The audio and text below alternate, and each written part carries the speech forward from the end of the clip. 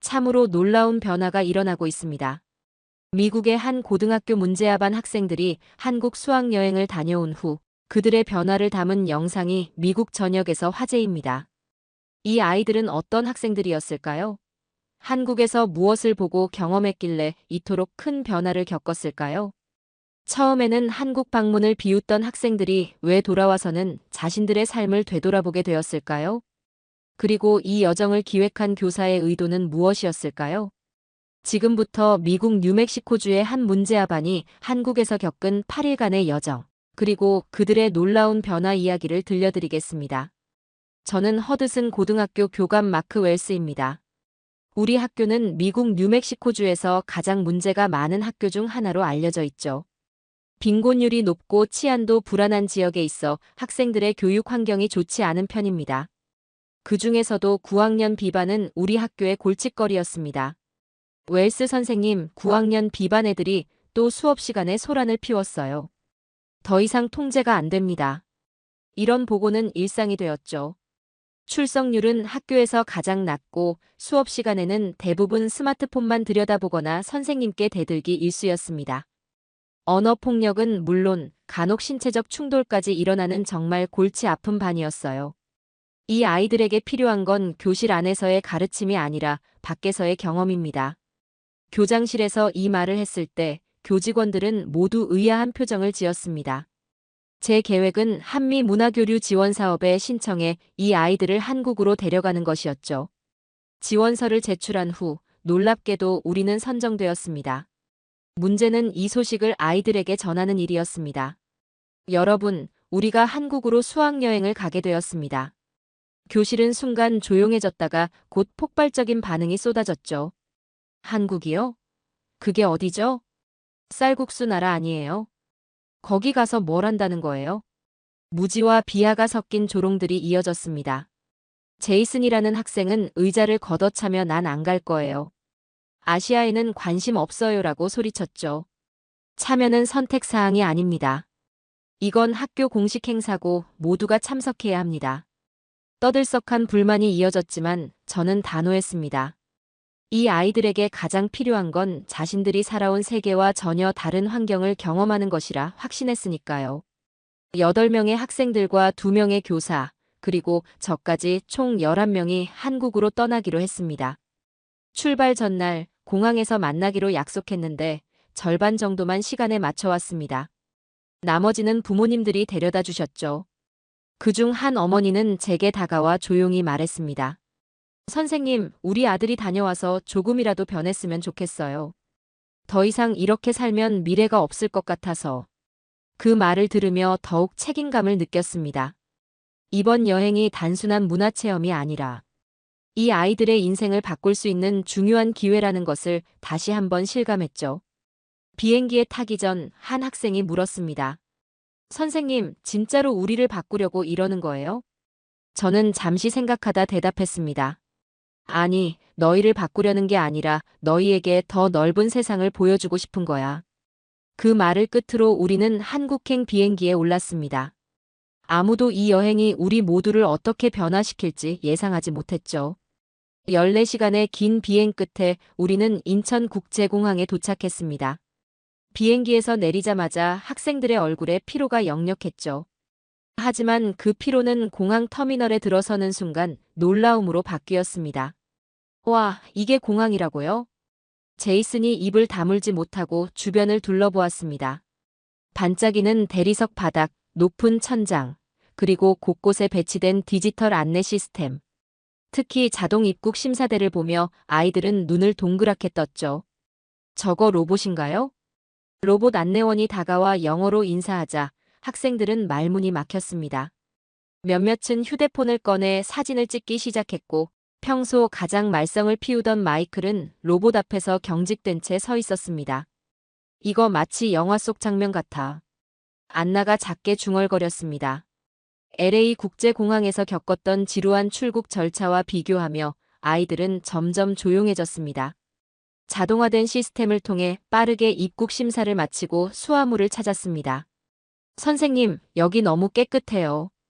우리 학교보다 더 깨끗해요. 데이비드가 놀란 얼굴로 말했습니다. 실제로 공항 바닥은 너무 깨끗해서 거의 반사될 정도였죠. 화장실도 마찬가지였습니다. 아이들은 자동 세정 시스템이 있는 화장실을 보고 마치 신기한 장난감을 발견한 것처럼 반응했습니다. 우와, 센서로 다 되네. 손대지 않아도 물이 나오고 변기도 자동으로 내려가고.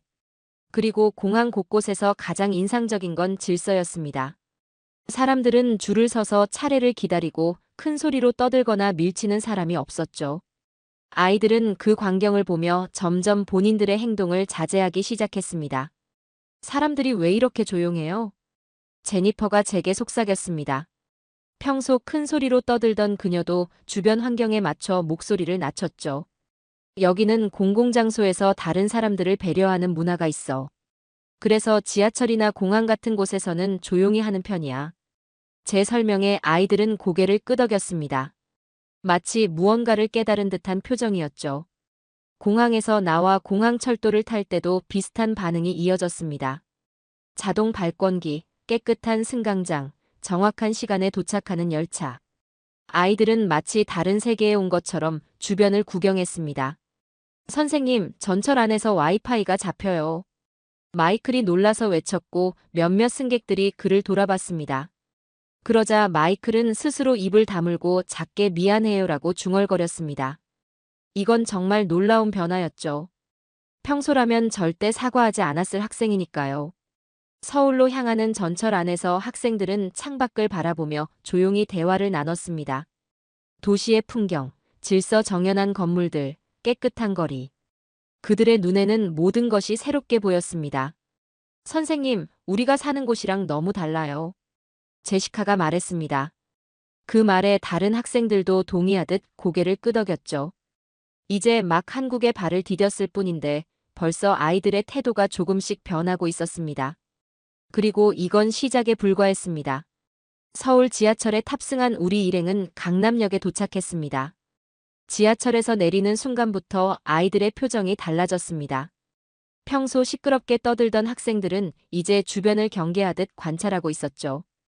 강남역의 대형 디지털 스크린, 자동 개찰구, 안내 로봇 등 모든 것이 그들에게는 신기한 구경거리였습니다. 지상으로 올라가자 강남의 번화가가 우리를 맞이했습니다.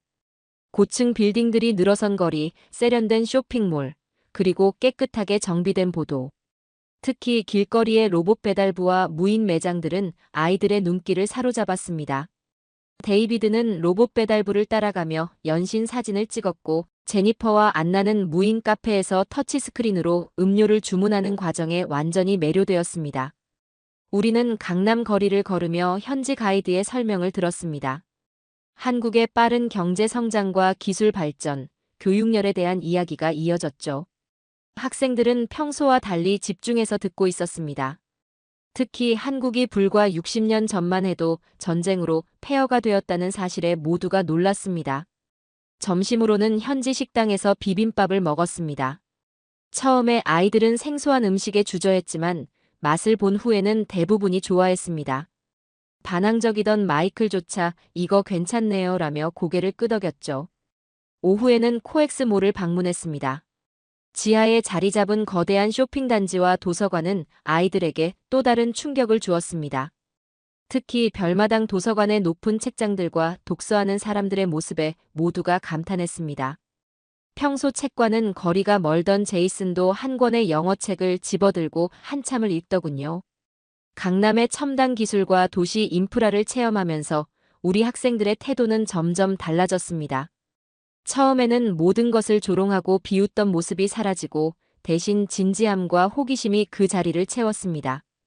특히 디지털 디스플레이가 있는 버스 정류장에서 버스를 기다리며 마이클이 한 말이 기억에 남습니다. 우리 사는 곳이 너무 낙후된 거였어요. 그 말에 다른 아이들도 깊이 공감하는 듯 했습니다.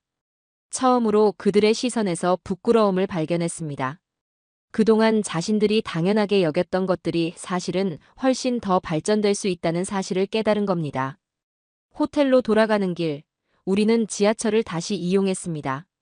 이번에는 아이들이 자발적으로 질서를 지키며 현지인들처럼 행동하려 노력했습니다. 큰 소리로 떠들거나 자리를 차지하는 행동 없이 주변 사람들을 배려하는 모습이었죠. 심지어 제시카는 노인에게 자리를 양보하기까지 했습니다. 저녁 식사 후 호텔 로비에서 오늘의 경험을 공유하는 시간을 가졌습니다. 학생들은 예상보다 진지한 태도로 자신의 생각을 나눴습니다. 가장 인상적이었던 것, 가장 놀라웠던 것, 그리고 우리 지역 사회와 비교했을 때 무엇이 다른지 등을 이야기했습니다. 그날 밤 제 일기장에 이렇게 적었습니다. 단 하루 만에 아이들에게서 변화가 보인다. 그들은 더 이상 냉소적이지 않고 무언가를 배우려는 의지를 보이고 있다. 어쩌면 이 여행이 정말로 효과가 있을지도 모르겠다. 다음 날 우리는 경주로 향했습니다. 현대적인 서울에서 천년 역사를 간직한 도시로의 여행. 아이들이 한국의 역사와 전통을 어떻게 받아들일지 기대되었습니다. 경주로 가는 KTX 안에서 학생들은 대부분 조용히 창밖을 바라보거나 핸드폰을 들여다보고 있었습니다. 서울에서의 첫날 경험이 그들에게 깊은 인상을 남긴 듯했죠. 고속으로 달리는 열차의 안정감과 깨끗한 객실 환경에 아이들은 또 한 번 놀라워했습니다. 경주에 도착하자 풍경이 완전히 달라졌습니다. 현대적인 고층 빌딩 대신 넓게 펼쳐진 자연과 곳곳에 흩어진 고분들이 보였죠. 가이드의 안내로 우리는 첫 번째 목적지인 불국사로 향했습니다. 불국사에 들어서자 학생들의 표정이 묘하게 변했습니다. 화려한 색감의 단청과 정교한 석조 건축물 앞에서 그들은 말을 잃었습니다. 가이드가 석가탑과 다보탑의 역사를 설명할 때 평소 수업 시간에 절대 보이지 않던 집중력으로 경청했죠. 이 탑은 1200년 전의 돌 하나하나를 손으로 쌓아 올린 것입니다. 가이드의 설명에 데이비드가 탑을 가만히 바라보더니 손가락으로 돌의 이음새를 조심스럽게 만졌습니다. 그리고 평소와 다르게 진지한 표정으로 중얼거렸습니다. 우린 돌을 던졌는데 여기선 돌로 예술을 만들었네. 다음으로 우리는 천마총을 방문했습니다. 신라 시대 왕과 귀족들의 무덤인 고분 앞에서 학생들의 태도는 더욱 경건해졌습니다. 마이클은 자발적으로 모자를 벗었고 다른 학생들도 그를 따라했습니다. 무덤 속에서 발견된 천마도와 금관 등 유물을 보며 아이들은 경외심을 느끼는 듯 했습니다. 점심 식사 후 우리는 첨성대로 이동했습니다. 동양에서 가장 오래된 천문대라는 설명에 아이들은 또 한 번 놀랐습니다. 별을 관측하기 위해 7세기에 이미 이런 시설을 만들었다는 사실이 그들에게는 충격적이었죠. 안나가 역사 교과서에서 이런 내용을 배우지 않았다고 의문을 제기했을 때 저는 명확한 답을 주지 못했습니다. 서구 중심적인 역사 교육의 한계를 그때 처음으로 인식했죠. 경주 박물관에서는 신라의 찬란한 문화유산들을 감상했습니다. 금관, 금제 귀걸이, 도자기 등 정교한 공예품들 앞에서 학생들은 시간 가는 줄 모르고 관람했습니다. 박물관을 나오면서 제니퍼가 역사와 정체성에 대한 생각을 나눴고 이런 깊은 질문이 문제아로 낙인 찍혔던 학생에게서 나온다는 사실이 저를 놀라게 했습니다. 저녁에는 경주 시내의 작은 식당에서 전통 한식을 먹었습니다. 처음 보는 반찬들과 된장찌개 앞에서 아이들은 망설였지만 용기를 내어 모든 것을 시도했습니다. 그리고 대부분의 음식에 호의적인 반응을 보였죠. 식사 후 우리는 동궁과 월지를 방문했습니다.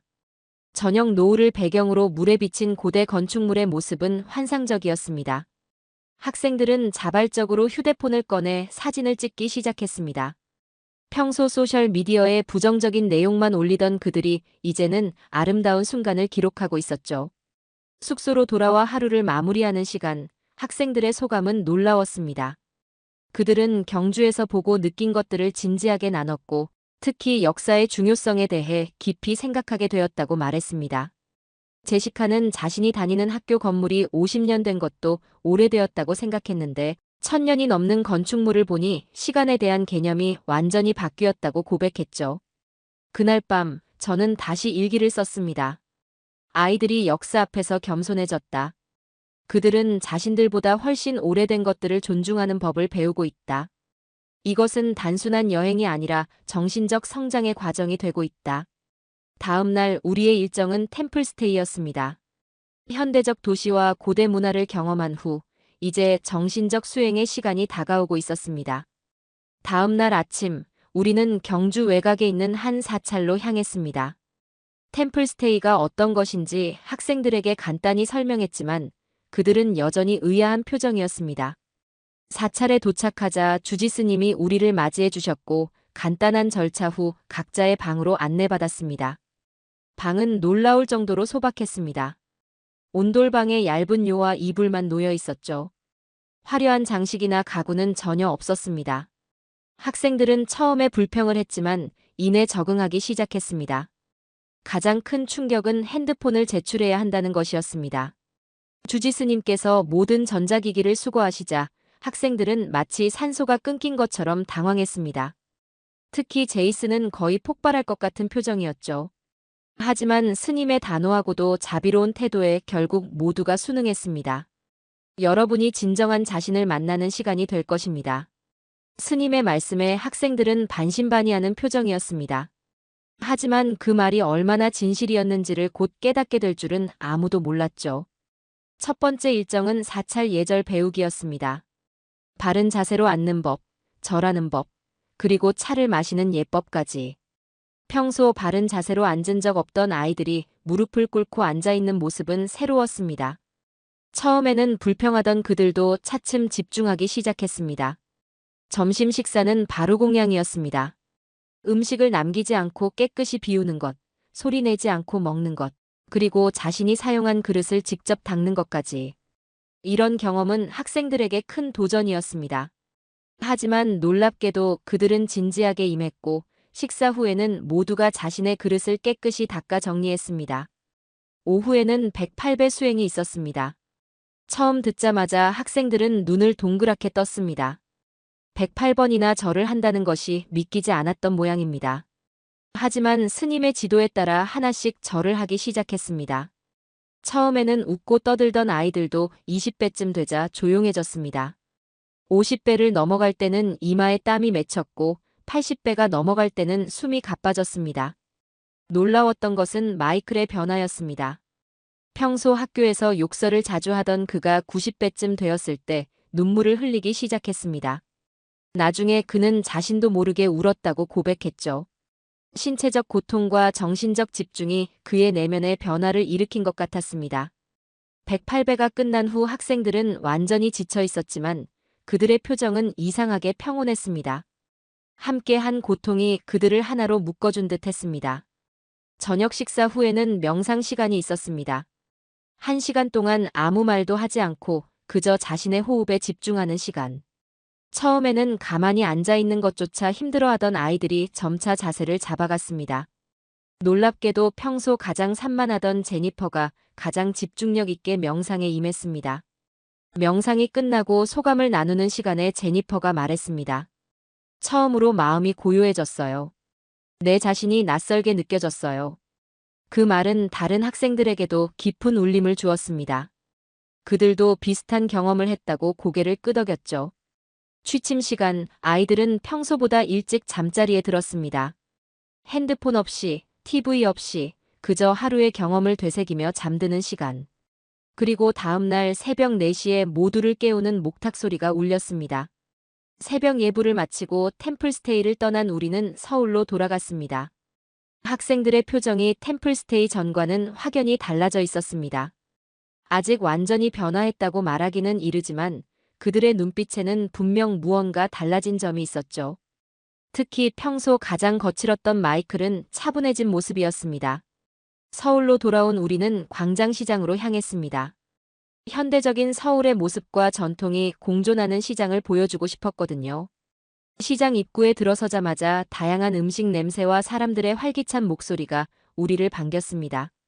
좁은 골목마다 음식점과 옷가게, 액세서리 가게들이 빼곡히 들어서 있었죠. 이게 다 뭐예요? 제니퍼가 다양한 길거리 음식을 가리키며 물었습니다. 가이드는 하나하나 설명해 주었고 우리는 시장 한복판에서 점심으로 김밥과 빈대떡을 먹기로 했습니다. 찻잎을 베어 물자마자 학생들의 표정이 밝아졌습니다. 와, 이 김밥 정말 맛있어요. 데이비드가 연신 김밥을 먹으며 말했습니다. 다른 학생들도 빈대떡과 떡볶이, 순대 등을 맛보며 즐거워했습니다. 심지어 평소 까다로운 입맛을 가진 안나도 음식에 대해 좋은 평가를 내렸죠. 식사 후에는 어른들을 위한 막걸리도 맛보았습니다. 물론 아주 소량이었지만 학생들은 이 새로운 경험에 흥미를 보였습니다. 시장 구경을 마친 후 우리는 근처 한복 체험장으로 향했습니다. 다양한 색상과 디자인의 한복이 전시되어 있었고 학생들은 각자 마음에 드는 한복을 골라 입었습니다. 처음에는 어색해하며 장난스럽게 구는 모습이었지만 거울 앞에 서서 자신의 모습을 본 후에는 표정이 달라졌습니다. 특히 평소 자존감이 낮았던 제시카는 분홍색 한복을 입고 거울 앞에 섰을 때 환하게 웃었습니다. 그리고 처음으로 스스로 사진 좀 찍어주세요라고 부탁했죠. 이것은 큰 변화였습니다. 항상 카메라를 피하던 아이가 이제는 스스로 사진을 찍어달라고 요청한 것이니까요. 한복을 입은 채로 우리는 인사동을 걸었습니다. 거리를 지나가는 사람들이 우리를 보고 미소 짓고 외국인 관광객들은 사진을 찍고 싶다고 부탁하기도 했습니다. 이런 긍정적인 관심에 아이들은 점점 자신감을 얻어갔습니다. 마이클은 농담 반 진담 반으로 우리 학교 드레스 코드로 한복을 도입하면 어떨까요? 라고 물었습니다. 전통 찻집에서 우리는 한국 전통차를 마셨습니다. 메뉴판을 읽으며 아이들은 각자 다른 차를 주문했고 차를 마시는 동안 자연스럽게 한국에서의 경험에 대해 이야기를 나눴습니다. 그들은 이제 한국에 대해 조롱하는 대신 진지한 질문을 하기 시작했습니다. 왜 한국은 이렇게 깨끗하고 안전한가요? 어떻게 이렇게 빠르게 발전할 수 있었나요? 한국 학생들은 정말 하루에 몇 시간씩 공부하나요? 이런 질문들은 그들이 단순한 관광객의 시선을 넘어서 이 문화를 이해하려고 노력하고 있다는 증거였습니다. 저녁에는 한강공원으로 향했습니다. 도시 한가운데 있는 거대한 공원과 그 옆을 흐르는 강을 보며 아이들은 또 한 번 감탄했습니다. 우리는 치킨과 피자를 배달시켜 공원에서 저녁 식사를 했습니다. 한강의 야경을 배경으로 음식을 나누어 먹으며 학생들은 지금까지의 여행에서 가장 인상적이었던 순간들을 나눴습니다. 제이슨이 불현듯 말했습니다. 처음에는 이 여행이 지루할 거라고 생각했어요. 그런데 정말 재미있네요. 이 간단한 고백은 모두에게 깊은 울림을 주었습니다. 그리고 저는 이 순간 우리의 여행이 성공으로 가고 있음을 확신했습니다. 한강공원에서의 저녁 식사 후 우리는 숙소로 돌아가기 위해 늦은 시간에 지하철을 타기로 했습니다. 밤 11시가 조금 넘은 시간이었죠. 아이들은 피곤함에도 불구하고 여전히 한국에서의 경험에 대해 이야기를 나누고 있었습니다. 지하철역으로 걸어가는 길에 우리는 모두 한 가지 사실에 주목하게 되었습니다. 늦은 시간임에도 거리에는 여성들이 혼자 걷고 있었고 학생들처럼 보이는 젊은이들도 여럿 보였습니다. 더 놀라운 것은 스마트폰을 들여다보며 걷는 사람들이 많다는 것이었죠. 안나가 놀란 표정으로 밤에도 사람들이 돌아다니는지 물었고 가이드는 한국이 세계에서 가장 안전한 나라 중 하나라고 설명했습니다. 밤에도 여성들이 혼자 다니는 것이 특별한 일이 아니라는 말에 학생들은 서로를 쳐다봤습니다. 그들의 고향에서는 밤에 혼자 걷는 것이 위험한 일이었기 때문입니다. 제이슨이 조용히 자신의 동네였다면 이 시간에 혼자 걷는 건 큰일 날 일이라고 말했고 다른 학생들도 고개를 끄덕이며 동의했습니다. 갑자기 모두가 조용해졌고 특히 여학생들의 표정이 복잡해 보였습니다. 지하철역에 도착해 전철을 기다리는 동안 학생들은 더 이상 장난을 치지 않았습니다. 그들은 주변의 한국인들을 관찰하고 있었죠. 깨끗한 역사, 정확한 시간에 도착하는 전철, 그리고 늦은 시간에도 안전하게 귀가하는 사람들. 전철 안에서 마이클이 그동안 너무 위험한 걸 당연하게 살았다고 말했고 그 한마디에 모두가 깊은 생각에 잠겼습니다. 안전이라는 것이 특권이 아닌 기본적인 권리여야 한다는 사실을 처음으로 인식한 순간이었습니다. 숙소에 도착한 후 우리는 로비에서 잠시 모여 앉았습니다. 평소와 달리 아이들은 자발적으로 둘러앉아 이야기를 나누고 싶어 했습니다. 제니퍼가 한국이 안전한 이유에 대해 물었고 저는 여러 요인들을 설명했습니다. 데이비드는 자신의 학교도 모두가 안전하다고 느끼는 곳이 될 수 있을지 궁금해했습니다. 이런 질문이 나왔다는 것 자체가 큰 변화였습니다. 학교 창문을 깨뜨리고 다른 학생들을 위협했던 아이가 이제는 안전한 환경에 대해 고민하고 있었으니까요. 밤이 깊어가는데도 아이들은 깨어 있었고 그들의 눈빛은 맑았습니다. 이것은 단순한 관광이 아닌 깊은 배움의 순간이었습니다. 마침내 방으로 돌아갈 시간이 되었을 때 제시카가 학교로 돌아가면 뭔가 다르게 해보고 싶다고 말했고 다른 학생들도 동의했습니다. 그날 밤 저는 일기에 이렇게 적었습니다. 한국의 안전한 거리가 우리 아이들에게 가장 강력한 교훈이 되었다. 그들은 오늘 밤 자신들이 살아온 환경이 어떤 것인지를 객관적으로 바라보게 되었다. 그리고 더 나은 것이 가능하다는 희망을 보았다. 마지막 날 아침, 우리는 인사동 근처의 카페에 모였습니다.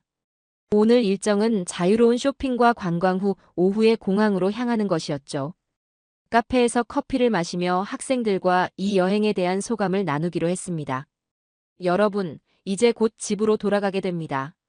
한국에서의 일주일이 어땠는지 솔직한 소감을 들려주면 좋겠네요. 처음에는 아무도 말을 꺼내지 않았습니다. 그들은 서로 눈빛을 교환하더니 마침내 평소 말이 적던 데이비드가 입을 열었습니다. 저는 처음에 한국에 대해 아무것도 몰랐어요. 그냥 아시아의 어떤 나라일 뿐이었죠. 하지만 이제는 다시 오고 싶은 곳이 되었습니다. 그의 진솔한 고백에 다른 학생들도 하나둘 자신의 생각을 나누기 시작했습니다. 안나는 한국의 역사적 유산에 가장 감동받았다고 했고, 제니퍼는 템플스테이에서의 경험이 자신의 마음을 진정시키는데 도움이 되었다고 말했습니다. 마이클의 소감은 특히 인상적이었습니다. 처음엔 이게 그냥 교화 프로그램이라며 비웃었어요. 선생님이 우리를 변화시키려는 시도라고 생각했죠. 그런데 지금은 솔직히 내 인생이 조금 미안해요. 우리가 살아온 방식이 최선이 아니라는 걸 알게 됐으니까요. 그의 솔직한 고백에 아이들은 잠시 조용해졌습니다. 학생들은 서로의 눈을 바라보며 공감을 나누었습니다. 제시카가 이어 말했습니다. 저는 한국 사람들의 서로에 대한 배려가 가장 인상적이었어요. 공공장소에서 조용히 하고 어른들에게 자리를 양보하고 자기가 먹은 음식은 자기가 치우는 것. 그런 작은 것들이 모여서 더 좋은 사회를 만드는 것 같아요. 이어서 제이슨이 놀라운 말을 꺼냈습니다. 우리 학교로 돌아가면 뭔가 다르게 해보고 싶어요. 우리가 본 것들을 다른 학생들에게도 보여주고 싶어요. 발표 같은 거요. 평소 발표는커녕 수업 자체를 거부하던 학생의 입에서 이런 말이 나온다는 것은 믿기 힘든 변화였습니다. 아이들의 소감을 들으며 나는 이 여행이 단순한 문화체험이 아니라 그들의 세계관을 확장시키는 계기가 되었다는 것을 실감했습니다. 그들은 더 이상 자신들의 작은 세계에 갇혀있지 않았습니다. 더 넓은 가능성을 보았고 그것이 그들에게 희망을 주었습니다. 카페를 나와 마지막 쇼핑을 하는 동안 학생들은 서로를 도우며 기념품을 골랐습니다. 평소 서로를 괴롭히던 마이클과 제이슨이 함께 선물을 고르는 모습은 정말 인상적이었죠. 그들은 서로의 의견을 존중하고 양보하는 법을 배우고 있었습니다.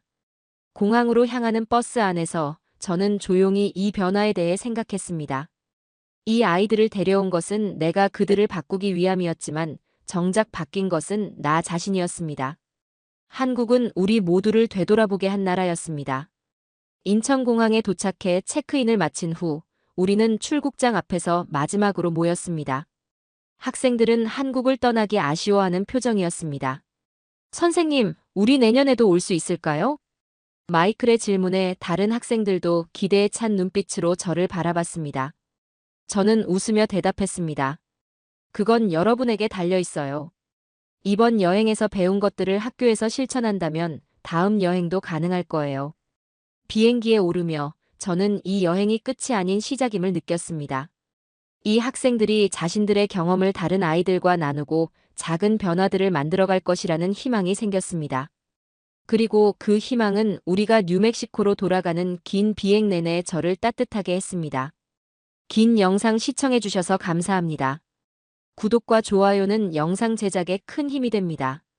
내일은 더 좋은 영상으로 찾아오겠습니다.